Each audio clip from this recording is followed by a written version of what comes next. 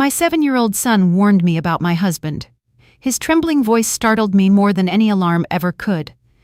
Mama, Daddy has a girlfriend, and when you go on your trip, he's going to take all your money.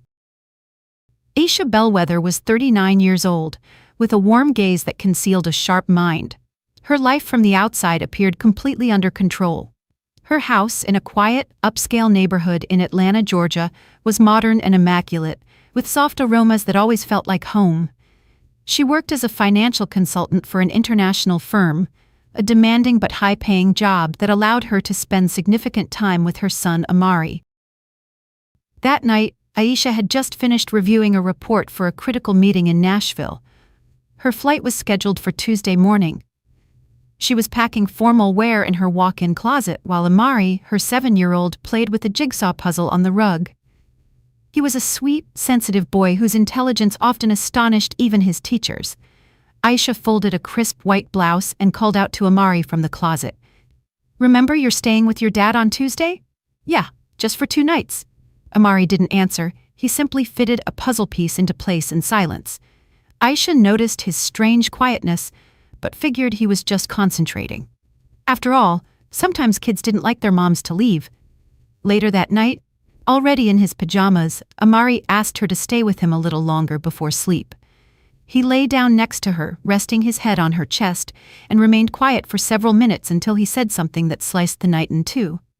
"Mama," he whispered without looking up. "Daddy has a girlfriend." Aisha froze. She thought she hadn't heard him correctly. "What did you say, sweetie?" "That Daddy has a girlfriend. He spoke to her on the phone last night when he thought I was asleep. He was in the den. He told her that when you leave on your trip, they're going to the bank, and they're going to do something with the money." Aisha felt a cold dread wash down her back. She swallowed hard. "What exactly did you hear, Amari?" "He told that lady that you'd be away, and they had 3 days to get everything done." She laughed and said they'd finally be able to breathe easy. Aisha hugged her son without saying a word. She could hear her heart hammering in her chest, an urgent warning. Amari fell asleep quickly, but Aisha didn't close her eyes that night. At 3 a.m, she got up and went downstairs to the kitchen to make coffee. She turned on the soft light in the dining room and opened her laptop. She searched through her emails for a file she had received a couple of weeks earlier. Her laptop. She searched through her emails for a file she had received a couple of weeks earlier. It was a scan of some documents Malik had asked her to sign right after her gallbladder surgery. He had said they were just to update their insurance policies. She found it. 5 pages, small print, confusing legal terms, but one heading immediately caught her attention. General power of attorney with broad authority. Her stomach clenched. Click. She opened another document. Authorization for administration of assets and property in the event of medical contingency. Her hands trembled. She remembered the afternoon she signed those papers. She still had the stitches from the operation. Malik had been loving, attentive. He served her tea, brought the papers over and said, "It's just a formality, just in case. I want to be able to help you if anything ever happens." Now those words carried a terrifying double meaning. Aisha closed the laptop. She paced the kitchen floor like a prisoner searching for a way out. Her husband, the man who swore eternal love, was plotting against her with another woman, and her son had been the accidental witness. At 4:30 in the morning, she checked her suitcase. Everything was packed, but now the idea of leaving the city filled her with panic. Instead of sleeping, she opened her work notepad and began writing a list of questions. How long have they been together? Who is she? Why does he want to take my money? How serious is what I signed? Am I in legal danger? At dawn, Malik woke up as if nothing were wrong. He kissed Aisha on the forehead and brewed coffee. "Did you pack everything?" he asked. "Yes," she replied, observing his every gesture, every word, as if he were a stranger. "What time are you leaving Tuesday?" "My flight is at 6:10 a.m. I have to leave the house at 4:30. Malik nodded. Then, without a hint of subtlety, he asked, "Are you coming back Thursday or Friday?" Aisha felt a sharp pang in her chest. She took a deep breath and said, "Make it Friday evening." "Perfect," and he smiled. That smile was the confirmation. While Amari ate breakfast, Aisha watched him with a mix of tenderness and rage. Not against him, but against herself. She had ignored the signs, small absences, ridiculous excuses. Malik had spent more time in meetings, started taking calls on the patio, and changed his cell phone passwords. But she never imagined anything this low. In the afternoon, while Malik was at the grocery store, she called Zora Mathis, a former university colleague who was now an attorney. She requested an urgent meeting. At 7 o'clock sharp, Aisha entered Zora's office in a discreet downtown building. "Do you have the documents you signed?" her friend asked. Aisha opened her bag and pulled out a folder with the printouts. Zora read them in silence for several minutes. "Aisha, this is serious. What does it mean? You gave him full access. Your husband can make legal, financial, and medical decisions on your behalf. If he claims you are not mentally fit to manage your assets, he can act for you, even sell your house." Aisha felt sick. "And he can do it without me here?" "Yes. And if he's already planned it, this trip you're taking is the perfect window. He won't waste time. He'll move everything while you're out of state." "I have to revoke this, Zora. I can help you, but we need to proceed with discretion. Are you willing to cancel your trip?" "Of course I am." "Okay, we're going to do two things. First, legally revoke the power of attorney. Second, notify the bank and restrict any unauthorized movements on your accounts. But we need proof of his intentions. Do you have a recording, a message, anything that involves him?" Aisha shook her head. "My son overheard him. He told the woman they were going to use my absence to handle everything at the bank." Zora looked thoughtful. "Would your son be willing to say that in front of a judge if this escalates?" "Amari is 7 years old. I don't want to expose him." "Then we have to be smart. We'll prepare the revocation and seal all the avenues before he acts." Aisha left the firm with a plan. When she got home, Malik was waiting in the living room with a glass of wine. "Are you tense, or is it because of the trip?" She looked at him and forced a smile. "Yeah, just work stress. I didn't sleep well. Relax, baby, everything's gonna be fine." "Trust me, I can't do that anymore," Aisha thought. Lying in bed, she stared at the ceiling for hours. Amari slept peacefully in the next room. He had saved her without realizing it. A whisper at the right time had stopped an earthquake, and deep down, she knew it. The calm she was seeing was just the calm before the storm. What she didn't know yet was that Malik's mistress Wasn't just planning to steal her money, she was also planning to take her son. At 6 a.m., Aisha was still awake. She sat at the kitchen table, her hands clasped, cold coffee in a mug she hadn't touched. She listened to the wall clock ticking like a countdown. Her gaze was fixed, immobile, as if her mind were trapped in a thought she couldn't escape. Amari was still asleep. Malik was too. It wasn't time for him to wake up for work yet. Aisha knew she couldn't show a single crack. If he suspected anything, the plan she was assembling with Zora could fall apart. Any mistake could cost her not only her money, but also her son. She got up and walked to the front door. She picked up the newspaper and, opening the mailbox, saw a white envelope among the correspondence. It had no visible return address, but the seal in one corner gave it away. Return address, but the seal in one corner gave it away. Attorney Sterling Jones, Atlanta, GA. Her stomach lurched. She walked into the house as if holding a bomb. She carefully opened the envelope and extracted a copy of a notarial deed. In the bottom right corner, 2 names were signed as authorized witnesses: Malik Bellwether and Sela Montgomery. That name was a knife that cut away any hope that this was a misunderstanding. The document, dated weeks earlier, confirmed the validation of the power of attorney. Sela was not just the mistress. She was the woman who had helped her husband legalize a weapon against her. Aisha slowly lowered the paper. She rested it on the table as if it weighed tons. Her phone vibrated. A message from Zora. "I've contacted the specialist. He has an opening this afternoon. Get ready to act." Aisha looked up. Her eyes no longer held fear, they held fury.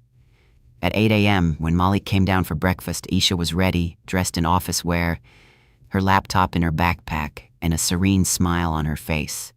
Malik watched her carefully, as if measuring every detail. "Do you have a meeting today?" he asked gently. "Yeah, with the Nashville team. Getting everything ready for the trip." "And what time do you fly on Tuesday?" he insisted, slowly stirring his coffee. 6:10 a.m. I have to leave the house at 4:30. Malik took a sip and nodded. He didn't look at her directly, but Isha noticed the slight movement of his lips, a minimal, almost imperceptible smirk. "Did you check in yet?" he added. "Not yet. I'll do it tonight." "Why?" "No reason. Just wanted to know if you needed me to take you to the airport." Aisha held his gaze. She didn't look away. She wanted him to believe she trusted him, even though every cell in her body screamed the opposite. "I'll let you know if I need help," she replied, bringing the mug to her lips. When Malik left, Aisha locked the door. Then she sank against the wall. She took a deep breath. She forced herself not to cry. This day was not for tears. It was for strategy. This day was not for tears. It was for strategy. At 11:30, she arrived at the firm Zora had indicated. She was greeted by a man about 50 years old, with graying hair and a severe face. His name was Sterling Jones, an attorney specializing in family estates and domestic fraud prevention. "I've reviewed the case. Your situation is more common than you think, but that doesn't make it any less dangerous." Aisha sat opposite him, still holding the notary envelope. "How bad is it?" Sterling took the documents, read them, and looked up. "Your husband has total control over your assets. He can sell your house, move your accounts, even sign medical decisions for you. Legally, he holds your entire life in his hands." Aisha felt an empty pit in her stomach. "And he can declare me incapacitated?" "Yes. In the event of mental or physical illness with a doctor's certificate and the current power of attorney, he can request a declaration of incapacity. And if you're out of state, it's even easier to execute the process without immediate opposition." Aisha clenched her fists on the table. "Can they commit me to a clinic?" "Table. Can they commit me to a clinic?" "Yes, and he wouldn't need your consent. A doctor's order and his signature as the authorized agent would be enough." Sterling paused. "Do you have any indication that this might be in their plans?" Aisha told him about Sela, the envelope in the mailbox, and what Amari had overheard. Sterling noted every detail. "I see. Yes, it's in motion." Aisha swallowed. "What can I do?" Sterling turned his monitor toward her. He showed her a plan divided into 3 phases. "First, we are going to revoke the power of attorney. I have direct contact at the attorney's office. If we sign today, your husband will receive the formal notification tomorrow, but that might alert him." Aisha looked at him with concern. "And if that makes him react, that's why the second step is vital. We are going to eliminate his access as a co-signer on all your accounts. Today we'll move them to new, exclusive protected accounts in your name. And third, "We need solid proof of their intent. A recording, a failed attempt, something that proves your husband acted with premeditation." Sterling narrowed his eyes. "Are you willing to pretend you are going on the trip?" Aisha nodded without hesitation. "Anything to protect my son." Sterling smiled for the first time. "Good, then we'll play the same game but with better cards." That night, Aisha had dinner with Malik and Amari as if nothing had happened. Malik was more attentive than usual. He told jokes at the table. He offered to pack some things for the trip. He gently stroked Aisha's hair. She let him. Every caress was a disguise. Every smile was a weapon. "Do you remember those papers you signed weeks ago?" Malik asked after dinner. "The attorney called me. He said there are a few details to update. Can you stop by his office tomorrow?" Aisha felt a shiver. She got up with the excuse of doing the dishes. "I can't tomorrow. I have a full day. Better after the trip. But the attorney said it's quick. Just one signature. Just go. I prefer to do it calmly when I get back." There was a tense silence. Malik set his silverware down on the table. There was a tense silence. Malik set his silverware down on the table, harder than necessary. "Whatever you want." Aisha turned to hide her face, closed her eyes, and clenched her teeth. She knew she had thwarted his plan, and she also knew that he would start to panic now. The next morning, Aisha executed the plan with Sterling. She signed the revocation of the power of attorney, changed her accounts, and transferred all her savings to an exclusive, secure account. She even protected Amari's educational fund that Malik had helped create. When she finished, Sterling looked at her seriously. "As of today, he no longer has control over you, but he doesn't know it yet, and when he finds out, he won't react well." Aisha looked out the window. Outside, the city went about its routine, but inside her everything was war. What if he tries something with Amari, if he wants to take him away? He can't. Legally, custody is shared, but if what you told me is true, I think he and Sela have something else in mind. Aisha turned to him. What? Sterling observed her gravely. What if their plan is to make you look unstable so he can claim full custody? Aisha didn't reply. The words hung in the air like poison. The words hung in the air like poison. That night, while she was packing, pretending to prepare for the trip, Aisha found a card hidden among Malik's documents. It was for a private psychiatric clinic. On the back, handwritten, was a date. Wednesday the 10th, 9 a.m., and a name, Dr. Keisha Grant. Aisha felt the world move beneath her feet. That was their plan. She would leave on the Tuesday, and on Wednesday, Malik would have her declared unstable by a complicit psychiatrist. By Thursday, she likely wouldn't have a house, accounts, or a son. She looked at Amari, who was sleeping with his plush lion hugged in his arms. She sat next to him, stroked his hair, and silently swore that she would not allow them to touch. Aisha was no longer just a wounded mother. She was a woman at war, and she had learned quickly to fight with intelligence. The previous night had been crucial. Hidden in the inner pocket of a folder among Malik's documents, she found the card for a private psychiatric clinic with an appointment scheduled for Wednesday the 10th.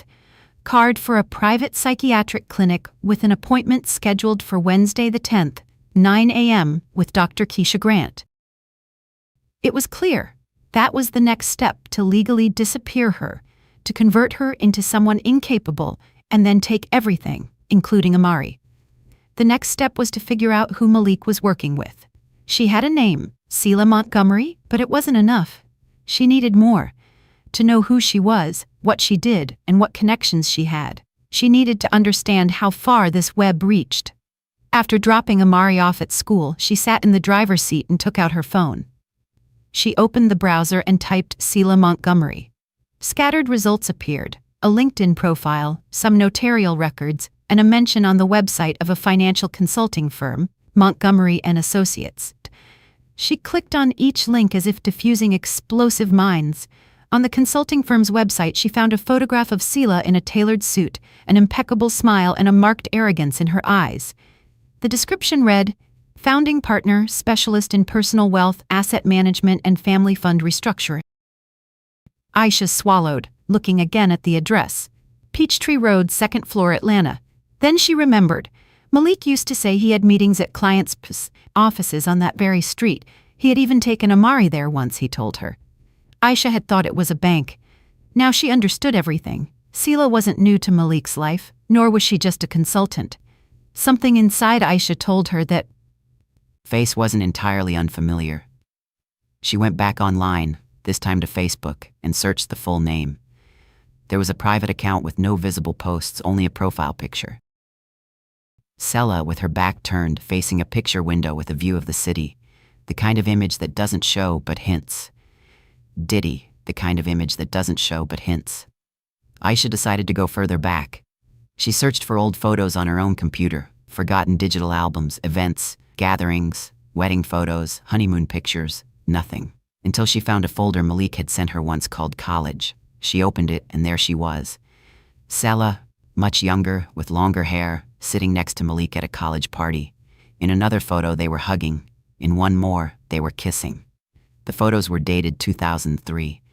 Selah wasn't just a mistress. She was his former girlfriend, the woman Malik had loved before he met Aisha. And now she had returned. Aisha sat alone in the dining room, the laptop in front of her, staring at the screen as if it were a recorded betrayal. She felt a mix of fury, fear, helplessness, and something more dangerous, a thirst for justice. Hours later, Amari came home from school. He was happy, with new drawings in his backpack. Aisha tried to act naturally while serving him a snack. Mama, can I tell you something? But promise me you won't get mad. Of course, sweetheart, tell me. Amari played with his glass of milk. Daddy told me something, that when you go on your trip, he's going to take me to live with him and Selah. That we're going to get a puppy, that she cooks good food, and that there's a bed just for me there. Aisha felt her fingers go cold. He told you that? Amari nodded, and he said you're going to be really busy, that you'll be working far away, and that he's going to take better care of me. But I want to live with you. You're going away. Aisha hugged her son and kissed him on the head. No, baby, I'm not going away. Don't worry, nobody is going to separate you from me. Amari didn't understand the gravity of her words, but Isha did. Didn't understand the gravity of her words, but Isha did. That was the complete plan, not only to take her assets, but also to erase her presence from her son's life.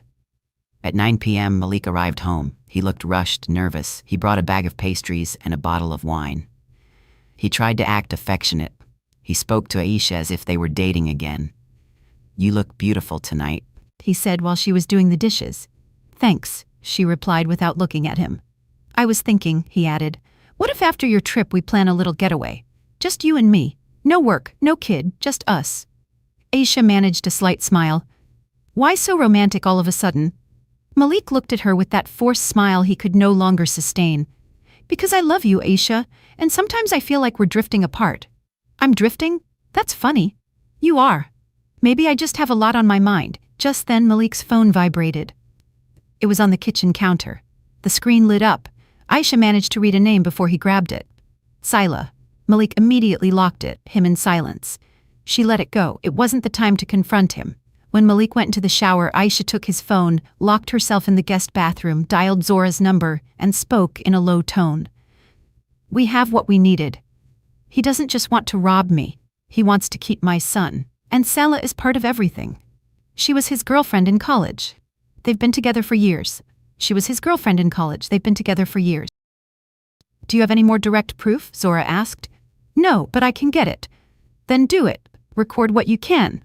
Conversations, messages, anything." That same night, Isha activated the voice recorder on her phone and left it running in the living room while she pretended to be asleep on the couch. At 11:07, Malik made a call on speakerphone. "Hey, beautiful," he said in a low voice. "Is she asleep?" Sela asked from the other end. "Yeah, and she doesn't suspect a thing. Everything's ready. In 48 hours, it'll all be ours." "Are you sure the attorney will accept the transfer?" "Sure. He thinks it's for a family restructuring. She already signed the authorization when she had the surgery. She didn't even notice. And the house too, but we did it through the real estate. My brother-in-law already received the down payment. We just need to sign the deed." "Perfect. I want to see you tomorrow. I have something to show you." "What is it?" "I'll show you in person, but I'll give you a hint." "I have something to show you." "What is it?" "I'll show you in person, but I'll give you a hint." "It's red lace." Aisha held her breath. She knew she had to save every second of that conversation. The recorder kept running until they hung up. The next day, Aisha took the recording to Sterling. The attorney listened intently, noting dates and names. "Good," he said when it was over. "We now have proof of premeditation and an asset transfer in progress."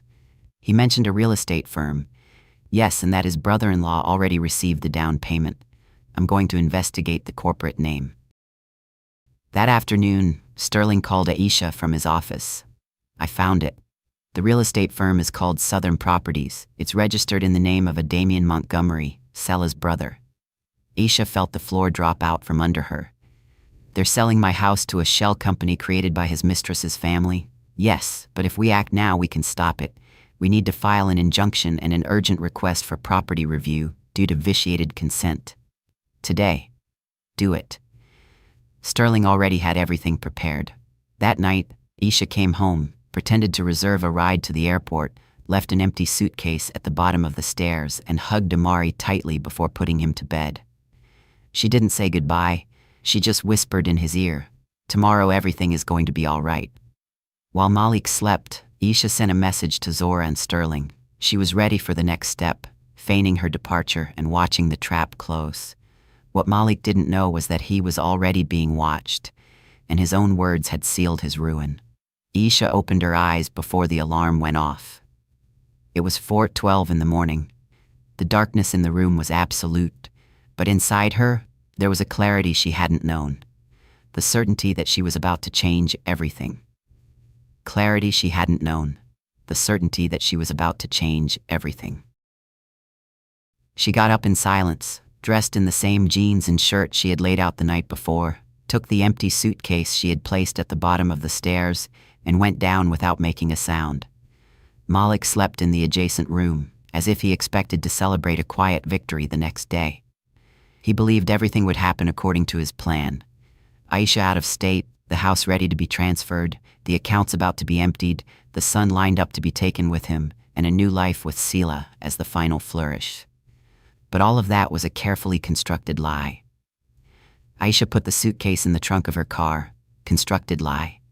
Aisha put the suitcase in the trunk of her car, started the engine, set the GPS to the airport, and left the neighborhood without looking back.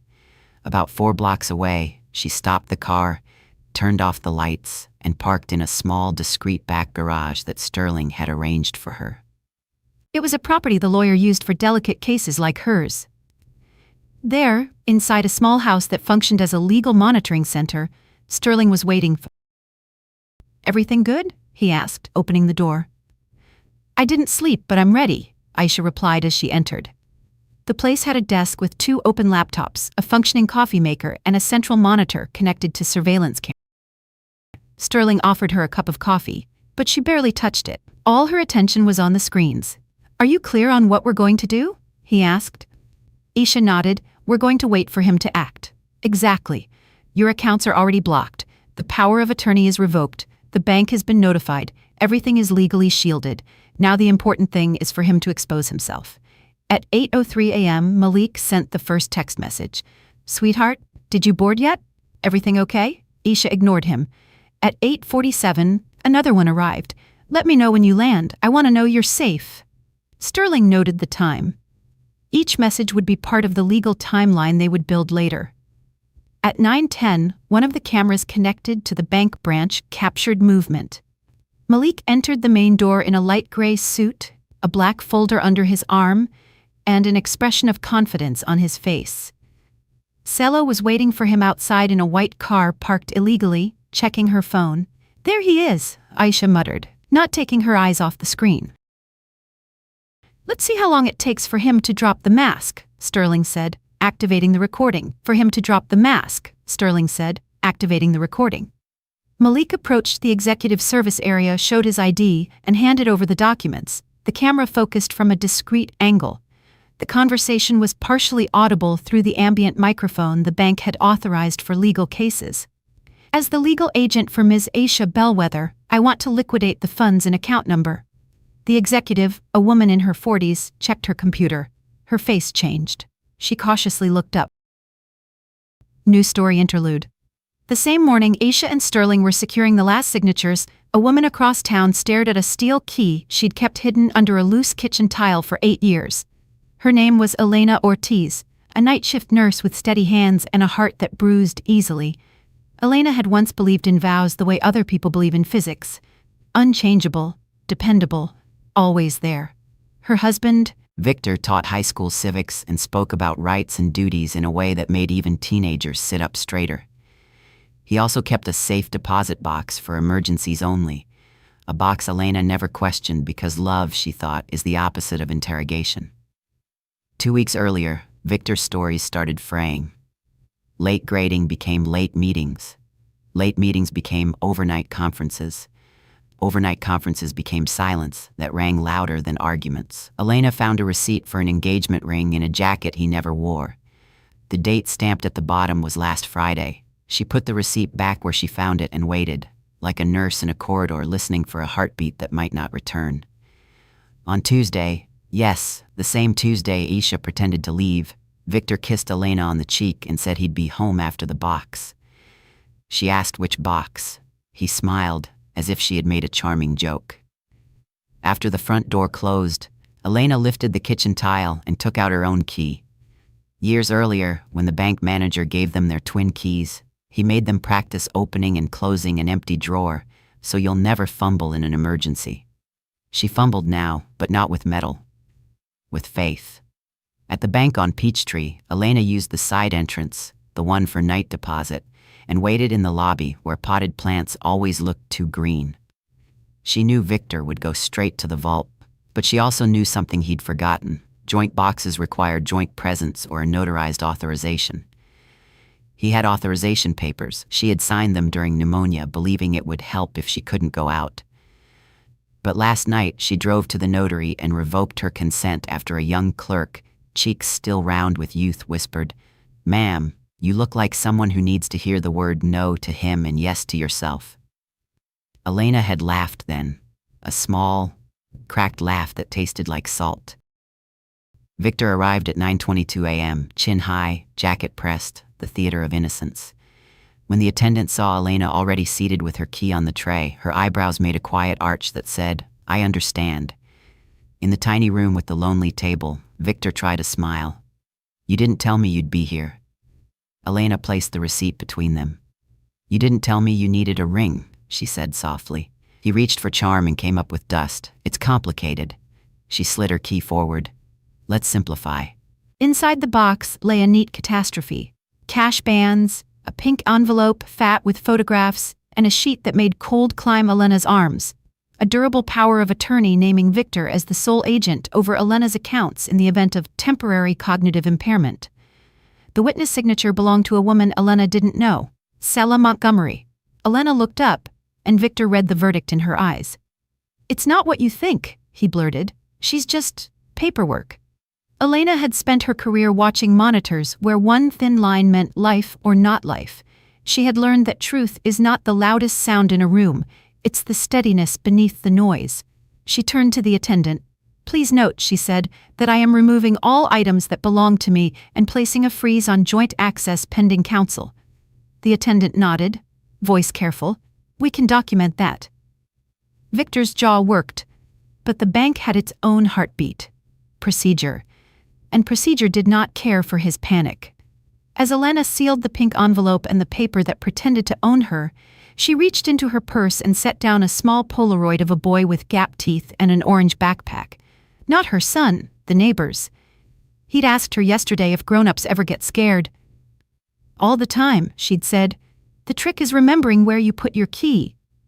When Elena stepped out into the bright morning, sun hard on her face, she felt the key cool in her palm and knew this was how stories are saved, not by louder love, but by quieter courage. Later that afternoon, Aisha would hear about a nurse who'd stopped a theft in a vault with a single revoked signature. Atlanta is big, but women share maps men never see. 2 stories running on the same street, 2 keys turning in different locks, and the sound both made was the same. Click. And then the door that would not open for betrayal. End interlude. "One moment, please," she called her superior. A tall man with glasses appeared behind the glass, reviewed the papers, then gave a dry nod, picked up the phone and dialed an extension. Malik frowned, crossing his arms. "Is there a problem?" he asked in a tense voice. "We are just verifying the information," the manager replied, looking in nervously. She paced back and forth while checking her watch. On the camera, they heard Malik murmur under his breath, "This was supposed to be done today. My wife is out of state." Aisha felt her heart rate accelerate. Hearing those words from his mouth was like having a written confirmation. The manager returned with the folder in hand. "Mr. Bellwether, I must inform you that the power of attorney was revoked less than 24 hours ago. Furthermore, your access as a co-signer has been removed. You are no longer authorized to make any movements in these accounts." Malik paled. "That is impossible.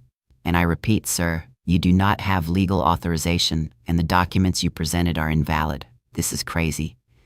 She signed this. "I'm her husband. The system has been updated. The information allows no exceptions." Malik raised his voice and slammed the table. "You don't know who you're dealing with." The executive immediately stood up. The manager pressed a button under the desk. Security approached down the hallway. Sela entered the bank just then. "What's going on?" she said loudly, approaching Malik. "They're denying us access. They say she revoked everything," he replied beside himself. "But didn't you say it was done?" "She signed it. She signed it while she was recovering. And how could she annul it so fast? Who helped her?" "I don't know, but this had to be done today." Aisha listened to every word from the laptop. Sterling recorded everything in real time. Everything they needed for a lawsuit for attempted fraud was there. Audio, video, dates, revoked documents. Malik and Sela exposed in their desperation. On the screen, the manager gestured with his hand. Malik was escorted toward the exit. Sela left before him, talking on the phone, agitated. Sterling paused the recording. That was perfect. Isha brought her hands to her face. She didn't cry, but the emotional weight was crushing. Seeing him, hearing him, knowing that he had truly tried to execute everything, hurt more than any imagined betrayal. At 11:02, Isha's phone vibrated. It was Malik. She didn't answer. It vibrated again, then another number, then a text message. Where are you? Why did you do this? We need to talk now. Sterling looked at her. Don't answer. Let him talk into the void. Every call, every desperate message is proof of his knowledge of the plan and your clear position as the victim. Isha took a deep breath. What if he goes home?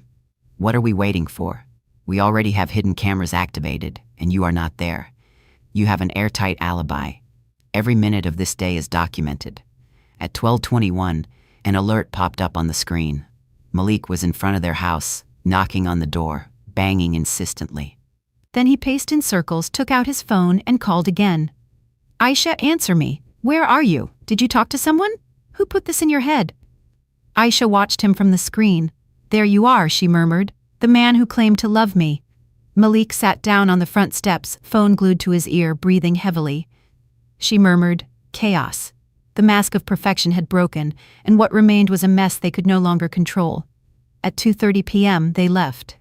Sterling turned off the monitor. Aisha, this is enough to file a complaint for attempted fraud, breach of trust, falsification of documents, and misuse of power of attorney, and if the judge approves it, we can request a protective order and an immediate restraining order. Aisha looked at the black screen. She was no longer afraid. I want to do it today. Sterling nodded. We will do it, and with this, we won't just stop them. He leaned toward her with total seriousness. We will legally destroy them. Aisha stood up, took her purse. Her son was waiting for her, and she was no longer just a mother confronting a traitor. She was a woman who had won with intelligence and dignity against those who tried to snatch everything. Arriving home, she found Amari in the living room watching cartoons with his favorite plush lion in his arms. Hearing the door, he ran toward her and hugged her tightly. Aisha squeezed him against her chest. It had been a long week, longer than a 7-year-old should have to live through, even if he didn't fully grasp the magnitude of the disaster he had prevented. Did you leave, or didn't you, Mama? Amari asked, looking at her with that mix of curiosity and tenderness only children have. Aisha stroked his head. No, baby, I stayed close. I had to keep an eye on something very important, something you helped me see, and you were so brave. Amari didn't ask any more questions. He just smiled, as if his world felt secure again. But Aisha knew that world was still at risk, that Malik, cornered and wounded in his pride, was about to take the next step, and that step would be dangerous. At 6 p.m., her cell phone rang, unknown number. Aisha looked at Sterling, who was with her in the kitchen reviewing the digital file of the complaint they would file the next day. Answer it, the lawyer said. I have the application recording in the background. Just stay calm. Don't give in to his tone, don't show anger, just listen and respond. We need him to talk enough to incriminate himself. Isha nodded and slid her finger across the screen. Hello? From the other side, Malik's voice came out loaded with a barely concealed tension. Where are you? That doesn't matter, she replied serenely. What number are you calling from? I had to use another phone. You blocked mine. And what do you want, Malik? There was a pause. Then his tone changed. He went from aggressive to supposedly hurt, as if he still thought he could appeal to her soft side. I need us to talk, you and me. What happened this morning was crazy. We misunderstood each other. You're acting like I'm a criminal. Isha remained silent for a few seconds. Like I'm a criminal. Isha remained silent for a few seconds. And aren't you? Of course not. What are you saying? You know me. I'm your son's father. I'm your husband. The father of my son, who tried to empty my accounts while pretending to be worried about my flight. The husband who signed documents behind my back with his mistress. That one. He sighed heavily. You're exaggerating. It wasn't like that. You have no idea how you've made me feel. Like an intruder. A thief. You are not a thief. I just wanted, he paused. We just wanted what's also ours. Sela and I. Aisha looked up at Sterling, who was nodding as he took notes. Everything was going as they expected. You're including that woman as part of our family now. She's been with me longer than you know. And you never gave us enough. Always working, always in your world. And everything I brought to the table. You brought a plan to get rid of me. No, that's not true. Were you not planning to commit me with the help of a psychiatrist? Didn't you have an appointment already scheduled to declare that I was emotionally unstable? Malik was silent. And the house? Were you not planning to transfer it to a company that turned out to be in the name of your mistress's brother? It's not what you think. And what is it then? A coincidence? It's justice, Aisha. Justice for everything you took from me all these years. What did I take from you? My place. You were always the one who shined, the one who earned more, the one who made the decisions. I was just the accessory. Do you know what it's like to live feeling invisible? And that's your justification? To make me disappear so you could feel like someone? Malik muttered something under his breath. Sterling turned up the volume on the recorder. I didn't want it to get out of hand, Malik finally said. We just wanted to start over. You were never going to allow it. You're right. I was never going to allow you to take what belongs to me or my son. Just then, Amari appeared at the dining room doorway. He listened intently, not understanding everything, but understanding enough. Mama, he said in a shaky voice, are you talking to Daddy? Aisha looked at him and gently signaled for him to come closer. She took his hand and sat him next to her.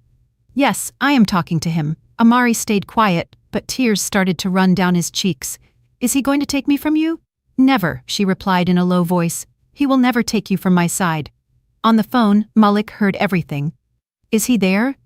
Are you using our son for this? I am protecting him, she replied calmly. The way you didn't. Malik let out a huff. You're sick. You need help and you need a lawyer. He hung up. Sterling stopped the recording. That was pure gold. He incriminated himself 3 times. Attempted fraud, breach of trust, and complicity with third parties. We'll take this to the district attorney's office tomorrow. The case is no longer just civil. Now it enters the criminal realm. Aisha hugged Amari tightly. He hid his face in her chest, sobbing quietly. She stroked his back, whispering words she could barely pronounce because the knot in her throat was too large. The next morning, Sterling and Aisha filed the complaint with the Family and Estate Fraud Unit. They attached the recording, the revoked documents, screenshots of the notary appointments, the attempted bank movement, and Celia Montgomery's background. And then came the surprise. One of the investigators checked Celia's file and found a previous complaint of workplace fraud for signature falsification at her former consulting firm. She had been fired for altering a contract without client consent in a case that never reached trial but was settled with an out-of-court agreement. White trial but was settled with an out-of-court agreement. Sterling rubbed his hands together. That gives us the perfect angle. If she was caught falsifying before and now attempted it again with you, we can use her history as a pattern of behavior. And that makes this more than an attempt, it's recidivism. Aisha didn't respond, she just felt that finally, little by little, the weight was lifting from her back. The same system that for years seemed to be on the side of the powerful was this time on hers. The district attorney's office accepted the formal complaint. The house could not be transferred. The accounts were protected, and most importantly, an investigation was initiated for attempted estate fraud, falsification of documents, and emotional abuse toward a minor. That night, Aisha sat on the sofa with Amari. They watched a movie together. They laughed at times. But when he fell asleep, curled up next to her, Aisha watched him in silence. She knew the hardest part was yet to come. She knew Malik wouldn't stay quiet and that Celia wouldn't let defeat humiliate her without a fight. But now she wasn't walking alone. The law was with her. The evidence was on her side, and her son was sleeping peacefully. That was all she needed for now, because what came next would be definitive. And she was not willing to lose another inch, another tear, or another second. The General Court building stood like a concrete tower amidst busy Atlanta avenues and anonymous faces. Aisha watched it from the car while Sterling reviewed the documents one last time. His leather briefcase rested on his lap, and inside, every page was an open wound. Proofs, captures, recordings, testimonies, everything needed for the system to stop pretending that justice was optional. "Are you ready?" Sterling asked without looking at her. "No one is ready for this," she replied in a steady voice, "but we're doing it anyway." They entered the main door at 8:02 a.m. The air smelled of paper, reheated coffee, and contained nerves. Sterling greeted an officer he had spoken to the afternoon before. Aisha handed over her ID, signed the forms, and was led to a small waiting room with white walls and a discreet camera in the corner. At 8:17, Malik arrived. He was dressed in black, without a tie. Sela was by his side, wearing dark sunglasses and a gray blazer that failed to hide the tension on her face. Malik avoided looking at Aisha, but Sela didn't. She watched her with a mixture of hatred, contempt, and fear, because she knew everything was about to come out. The judge presiding over the preliminary hearing was a man with white hair, thick eyebrows, and a measured voice. His tone conveyed authority effortlessly, the kind of judge who had seen more betrayals than weddings in his life. He took his seat, reviewed the files, and asked the plaintiff's side to begin. Sterling stood up. Aisha took a deep breath. Your Honor, my client was the victim of a series of premeditated acts by her husband and Miss Sela Montgomery, with the aim of stripping her of her estate, nullifying her legal capacity, and taking custody of her minor son. We attach documentary evidence, audio, video recordings, and testimonies. Furthermore, we present evidence that the defendants attempted to use a power of attorney obtained through deception, signed during a medical recovery period following major surgery. The judge reviewed the papers, pausing at the seals, dates, and signatures. He made some notes, then he turned to Malik. Mr. Bellwether, do you have anything to declare? Malik stood up. His voice trembled at first, but then he found a firm, almost indignant tone. Your Honor, this is all a misunderstanding. My wife is going through an emotional crisis. She has a history of severe anxiety. She has been under constant pressure for years. I was only trying to protect her. She signed the documents in full awareness. What we did was for the good of the family. There was no deception and no intent to harm her. Aisha let out a dry laugh. She couldn't contain it. The judge looked up. Ms. Bellwether, do you wish to say something? Aisha stood out a dry laugh. She couldn't contain it. The judge looked up. Ms. Bellwether, do you wish to say something? Aisha stood up unhurriedly. Her dark blue dress made her look formidable, resolute. Her voice didn't tremble once. You used my medical recovery as an opportunity. That doesn't make you smart. It makes you a coward. I signed those papers with morphine in my system. You told me it was an insurance update. You never gave me a choice.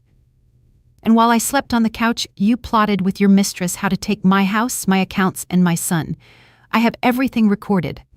Sela saying in 48 hours, it'll be ours. You yelling at the bank that my wife is out of state, it'll be ours. You yelling at the bank that my wife is out of state.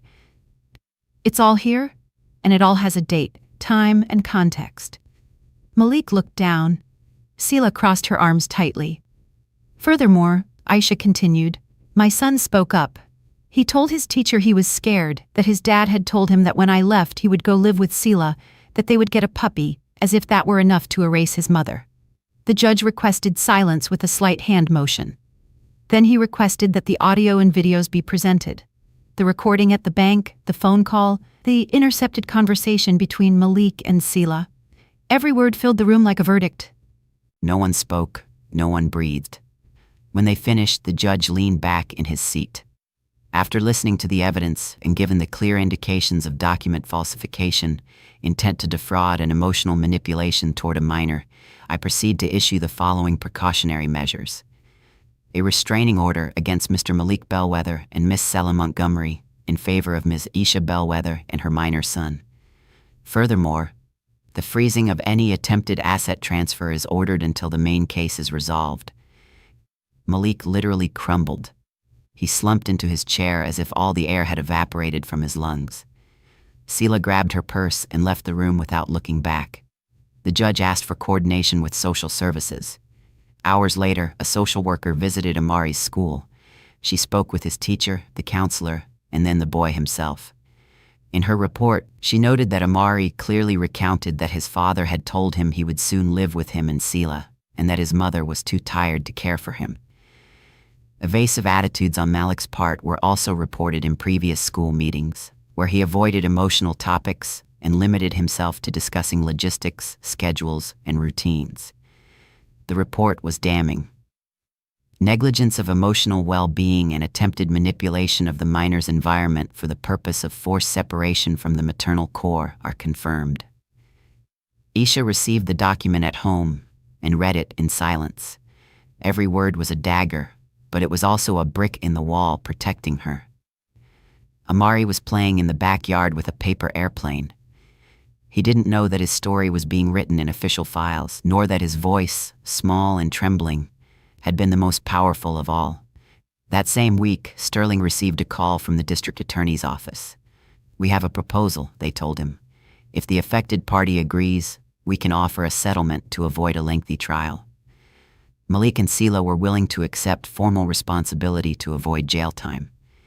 The deal consisted of 3 years of probation, full restitution for any failed financial movements, loss of rights over any shared assets, criminal records for attempted fraud and document falsification, and voluntary relinquishment of shared custody.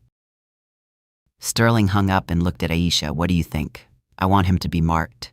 I want the world to know who he is. But more than anything, I want peace. I want my son to grow up without having to see that reflection in his eyes. Then we accept. They signed the agreement 2 days later. Malik didn't look at Aisha once. Selah's face was hidden behind dark glasses that didn't disguise her defeat. The signing was quick, almost routine, as if attempts at betrayal, theft, and emotional destruction could be sealed with black ink on plain paper. When Aisha left the building with Sterling, she breathed the cleanest air she had felt in months. It was as if the weight had stopped hanging from her chest. At the house, Amari was waiting with a drawing. "You're my superhero," it said, with a stick figure wearing a red cape. Drawing. "You're my superhero," it said with a stick figure wearing a red cape. She smiled, hugged him, and for the first time in a long time, she did it without fear. She had won. Not just the case, but the certainty that no attempt at manipulation, no profound betrayal, no false documents, and no cold words could defeat a mother determined to protect what was hers. And that battle, the one that wasn't in the laws or the files, but in the heart, she had already won. Time doesn't erase, but it transforms. What was once a field of emotional warfare was now a peaceful home. The walls that once guarded secrets and tension now had drawings taped to them, phrases written in marker, and the smell of freshly baked cookies. Amari, now 12 years old, had grown taller than Aisha imagined. His voice was deeper, his gaze firmer, but he retained the same watchful eyes that 5 years earlier had revealed a truth that changed everything. He still slept with the window slightly ajar and still set his alarm clock half an hour earlier than necessary, just to get ready without rushing. Aisha said it was because he liked the silence of the morning, but she knew it was something else. She knew that Amari, even if he didn't say it, had learned from a very young age that everything could change at any moment, and he wanted to be ready, just in case. Aisha had sold the house 1 year after winning the case.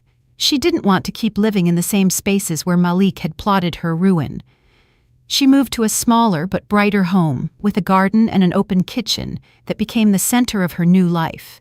She kept few pieces of furniture, few objects, only the essentials, as if her soul also needed space to breathe. She worked independently now. She left the consulting firm and created her own advisory project for women in situations of legal vulnerability. She had 2 employees, 3 large clients, and 100 stories that confirmed every day that her fight had not been in vain. That morning, Amari left school with an envelope in his hand. He walked to the car with a smile he couldn't hide. "Mama," he said as he buckled his seatbelt, "they gave me this." Aisha took the envelope and opened it carefully. The logo of the Phoenix Rising Academic Foundation was printed on the header. She read the letter twice, then looked at him. Her heart was racing. "They offered you the full scholarship." Amari nodded without speaking. "You are incredible," she finally said. "Absolutely incredible." That night, Aisha went to her desk. She opened a small wooden box she kept at the bottom of the drawer. She took out a sheet of paper folded in 3.